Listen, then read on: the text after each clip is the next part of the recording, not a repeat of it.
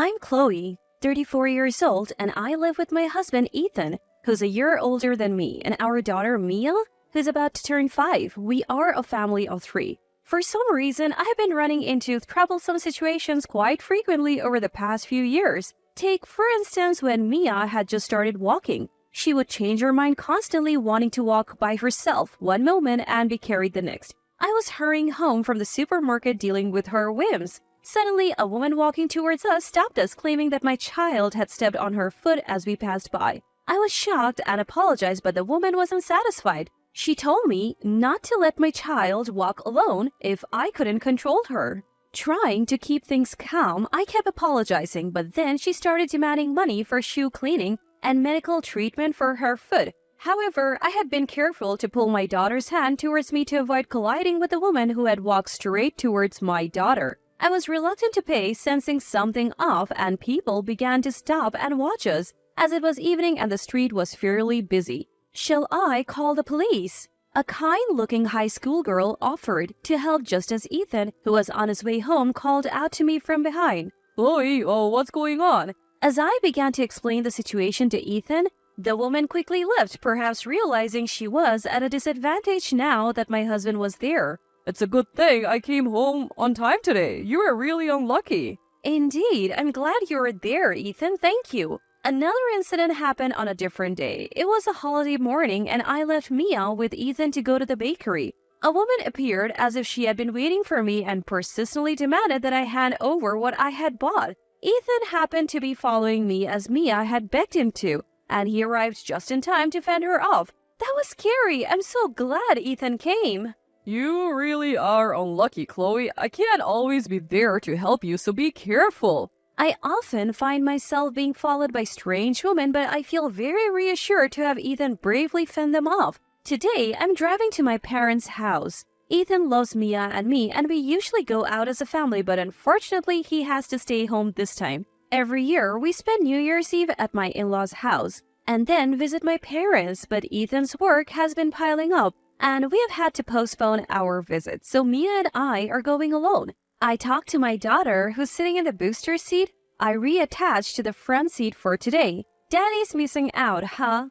Grandma said she bought lots of strawberries because she knows you and Daddy love them. Will Grandma give us some to take home? Sure, if Mia doesn't eat them all. Our girls' drive is filled with talk about Ethan. After driving for a while, we parked the car in a convenience store parking lot. We used the restroom and bought orange juice and a small bag of biscuits, which are my daughter's recent favorite snacks. She's planning to share them with Grandpa and holds them carefully as we return to the car. Mia, do you want to drink some juice now? It's dangerous to do it while the car is moving. I spoke to my daughter before fastening her booster seatbelt. However, my daughter shakes her head, saying that the biscuits are a gift for father and the juice is for mother. I am pleased with her thoughtfulness and offer her some water I brought from home instead.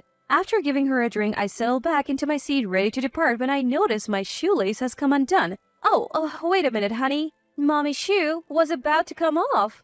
I get out of the car to retie my shoelace. I also take the opportunity to stretch my tired body from the long drive before getting back into the car, where I find my daughter quietly looking at something in her hands. Mia?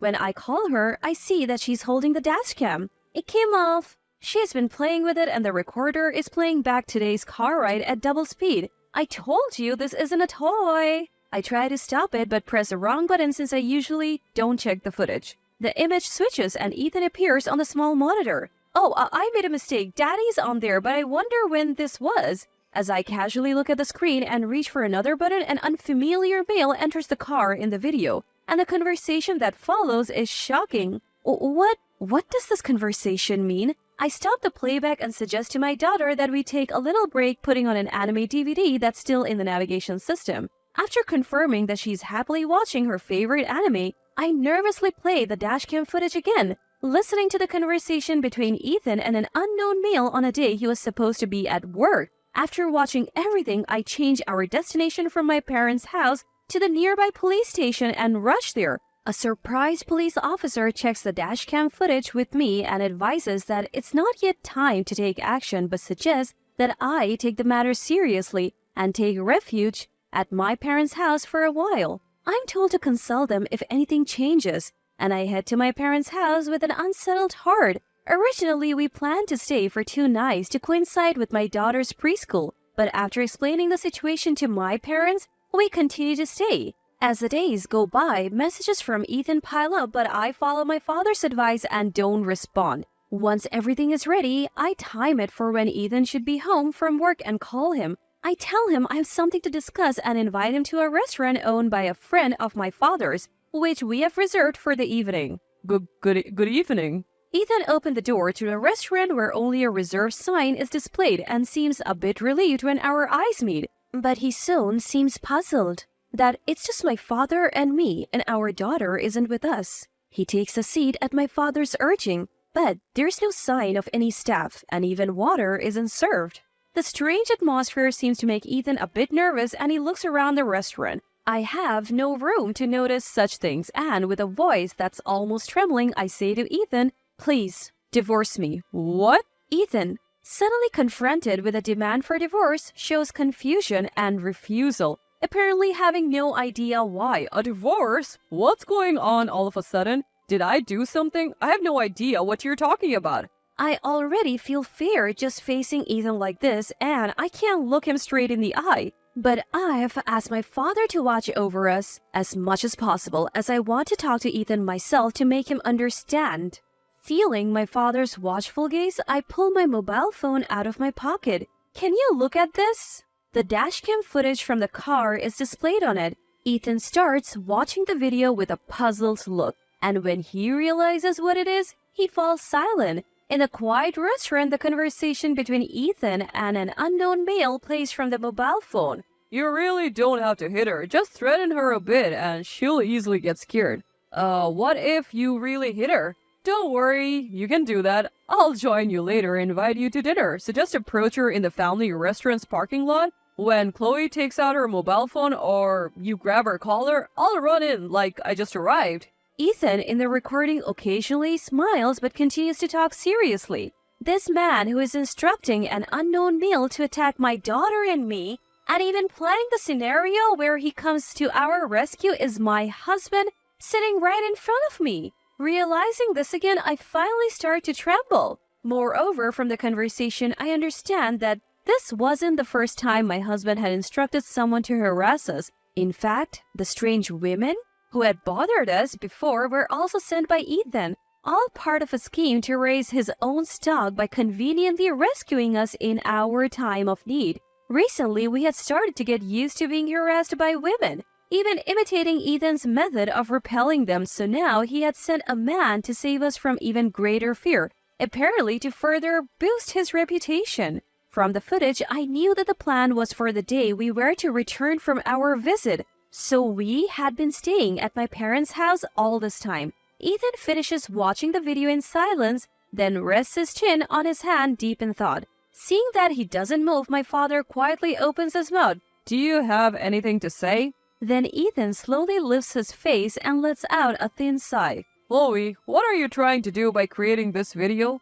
Father-in-law, this is a fabrication. The voice does sound like mine, but I don't know this man, and the content is baseless. Come to think of it, you've been harassed by strange women before. You must be having some weird delusions from stress. I should have been more careful with you. Ethan bows his head slightly to my father. I exchange glances with my father and sigh. We will submit this footage as evidence to the police. Ethan has always been kind to us, but there have been many times when I felt he was just putting on a facade. So I expected him to try to deceive us somehow and win over my father, and that's exactly what happened. Hearing my clear declaration, Ethan's attitude changes instantly. The police? Don't mess with me. Are you trying to ruin my life? With a loud crash, the chair falls over. Ethan, who has stood up, draws back his fist to strike me. The moment I brace myself, my father and his friend who had been hiding and waiting grab Ethan and restrain him. More men who were hiding in the restaurant appeared one after another, and Ethan quickly became subdued due to their overwhelming presence.